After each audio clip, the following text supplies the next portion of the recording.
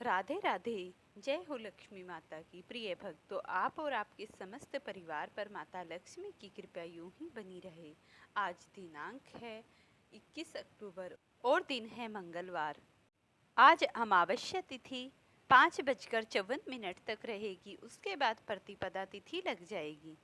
आज मैं आपको सुनाने वाली हूँ कार्तिक मास का 15वां अध्याय। उससे पहले आप सुनिए गंगा स्नान की पौराणिक कथा। एक गांव में एक सास बहू रहती थी।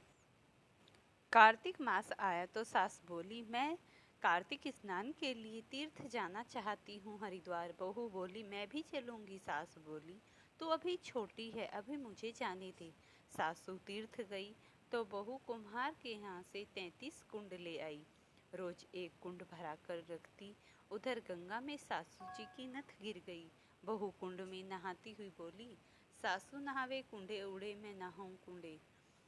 इतने में सास की धारा कुंड में आ गई।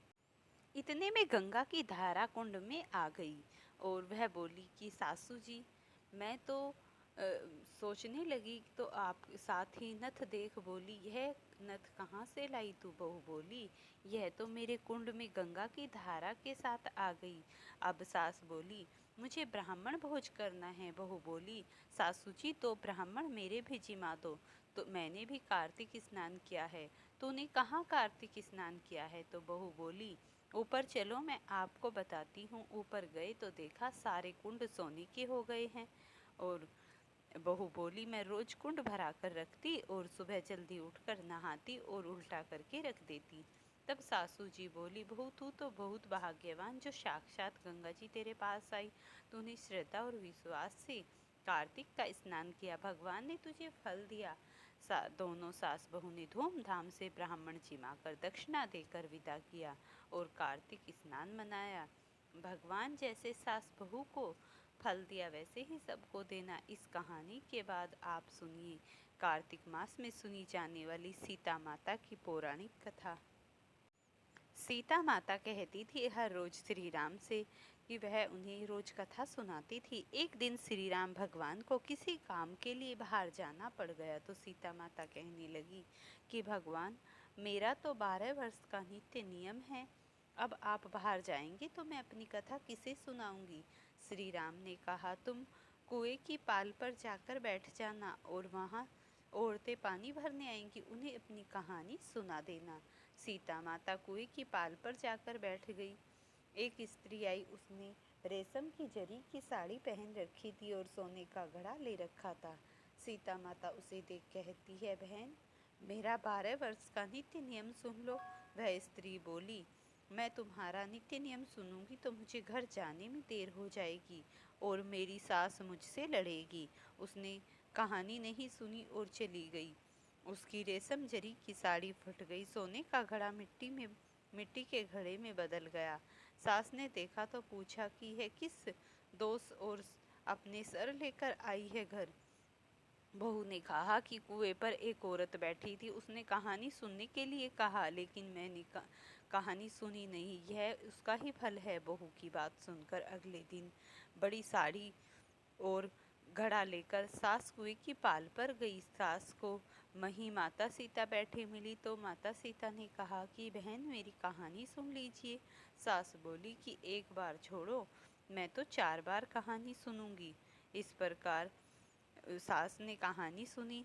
वह कहने लगी, राम आए लखन आए, देश के पुजारी आए, नित्य नियम का नेम ले आओ आओ राम, बैठो राम, तपी रसोई जियो राम, माखन मिश्री खाओ राम, दूध बतासे खाओ पियो राम, सूत के पलको मिठो राम, शाल दुसाला पाठो राम, साल दुसाला ओढ़ो राम, जब बोलूं जब राम ही राम, राम सवारे राम के काम, खाली घड़े भरेंगे सब, करेंगे बेड़ा पार राम। जय श्री राम, राम राम राम, जय श्री राम। सास बोली कि बहन, कहानी तो बहुत अच्छी लगी। कहानी सुनकर सास घर चली गई और उसकी साड़ी फिर से रेशम जरी की बन गई। मिट्टी का घड़ा फिर से सोने के घड़े में बदल गया। बहू कहने लगी, सासू माँ, आपने ये सब कैसे किया? सास ने कहा कि बहू, तू दोष लगा के आई थी और मैं दोष को उतार कर आ रही हूँ। बहू ने फिर पूछा कि यह कुएं वाली स्त्री कौन है। सास बोली कि वे माता सीता थी। वे पुराने से नया कर देती हैं, खाली घर में भंडार भर देती हैं। वह लक्ष्मी जी का वास घर में करा देती हैं, आदमी की जो भी इच्छा उसे पूरा कर देती हैं। बहू बोली कि ऐसी कहानी मुझे भी सुना दो। सास बोली कि ठीक है, तुम भी सुनो। और सास ने कहानी सुनानी शुरू कर दी। सास कहानी सुनाने लगी बहू को। राम आए लखन आए, देश के पुजारी आए, नित्य नियम का नेम ले आओ। आओ राम बैठो राम, तपी रसोई जियो राम, माखन मिश्री खाओ राम, दूध बतासे पियो राम, सूत की पलको बैठो राम, साल दुसाला पाठो राम, साल दुसाला ओढ़ो राम, जब बोलूं जब राम ही राम, राम सवारे सबके काम, खाली भंडारे भरेंगे राम, सबका बेड़ा करेंगे पार राम, जय श्री राम राम राम राम, जय श्री राम। कहानी सुनकर बहू बोली कि कहानी तो बहुत अच्छी लगी। सास ने कहा कि ठीक है, इस कहानी को रोज कहा करेंगे। अब सास बहू रोज सवेरे उठती, नहाती धोती और पूजा के बाद उनका यही नित्य नियम था कि सीता माता की कहानी कहती। एक दिन उनके यहाँ एक पड़ोस की औरत आई और बोली कि बहन जरी की आँच देना। तो वह बोली कि आँच तो अभी हमने ही नहीं जलाई। पड़ोसन ने कहा कि तुम सुबह 4 बजे उठकर क्या कर रही थी फिर? उन्होंने कहा कि सुबह उठकर हम पूजा करते हैं, फिर सीता माता की नित्य नियम की कहानी कहते हैं।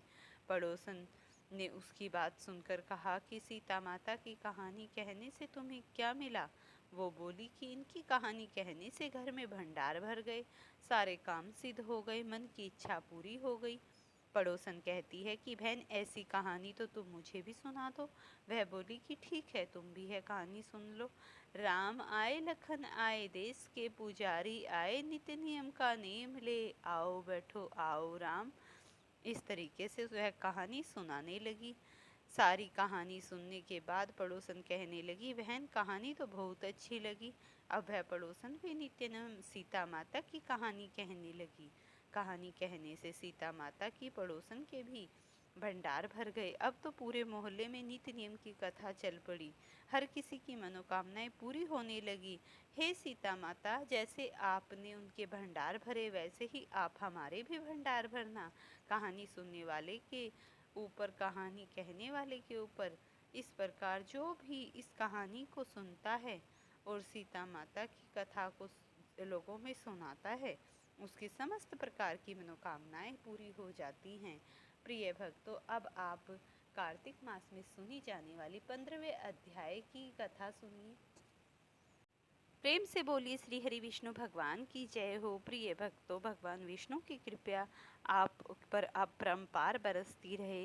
राजा पृथु ने नारद जी से पूछा, हे मुनि श्रेष्ठ, तब दैत्यराज ने क्या किया, वह सब मुझसे विस्तार से सुनाइए। श्री नारद जी बोले, मेरे चले जाने के बाद जलंधर ने अपने राहु नामक दूत को बुलाकर आज्ञा दी कि कैलाश पर एक जटाधारी शंभु योगी रहता है, उससे उसकी सर्वांग सुंदरी भार्या को मेरे पास ले आओ। तब दूत शिव के स्थान में पहुंचा, परंतु नंदी ने उन्हें भीतर जाने से रोक दिया, किंतु वह अपनी उग्रता से शिव की सभा में चला ही गया और शिव के आगे बैठकर दैत्यराज का संदेश कह सुनाया।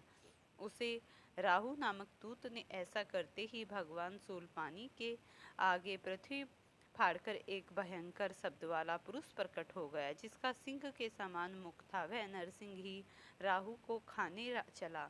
राहु बड़े जोर से भागा, परंतु उस पुरुष ने उसे पकड़ लिया। उसने शिवजी की शरण ली, अपनी रक्षा मांगी। शिवजी ने उस पुरुष की राहु को छोड़ देने को कहा, परंतु उसने कहा, मुझे बड़ी जोर की भूख लगी है, क्या खाऊं? महामुनि ने कहा, यदि तुम्हें भूख लगी है तो शीघ्र ही अपने हाथ और पैरों का मांस भक्षण कर ले और उनसे वैसा ही तुझे मांस मिलेगा जैसा तू चाहता है। यह केवल उसका सिर से सिर मात्र रह गया और उसका ऐसा कृत्य देख शिवजी प्रसन्न हो उससे आज्ञा पालक जान अपना परम प्रिय गण बना लिया। उस दिन से शिवजी के द्वार पर सौर कीर्ति मुख नामक गण होकर रहने लगा। और वह भगवान शिव को अति प्रिय हो गया। जो भी भक्त पूरी श्रद्धा से भगवान श्री हरि के या भगवान शिव विष्णु के श्री चरणों में या भगवान शिव के चरणों में रहता है, प्रभु इतने दयालु हैं कि अपने भक्त के समस्त प्रकार के दुखों को हरण कर लेते हैं और उनके जीवन में एक महान समृद्धियाँ उत्पन्न कर देते हैं और उनका जीवन सुखमय हो जाता है। इस प्रकार से भगवान श्री भगवान के चरणों में रहते हुए जलंधर ने अपना जीवन व्यतीत किया और उसने गलती से ही सही भगवान का जो स्मरण किया, भगवान उनसे अति प्रसन्न हुए और इस लोक में उसे मोक्ष गति प्रदान करने के बाद अंत में उसके जीवन की वो दशा हुई कि उसने भगवान के ही धाम में निवास किया। और जो भी भक्त गलती से ही सही भगवान की पूजन आराधना करता है तो वह भगवान के परम धाम को ही प्राप्त होता है। तो इस तरीके से हमें भगवान की नित्य प्रति सेवा करनी चाहिए। प्रेम से बोलिए श्री शिव भगवान, विष्णु भगवान, समस्त देवों की जय हो। प्रिय भक्तों, अगर आपको ये वीडियो पसंद आई हो तो इन्हें लाइक और शेयर करना, चैनल पर नए हैं तो चैनल को जरूर सब्सक्राइब करना।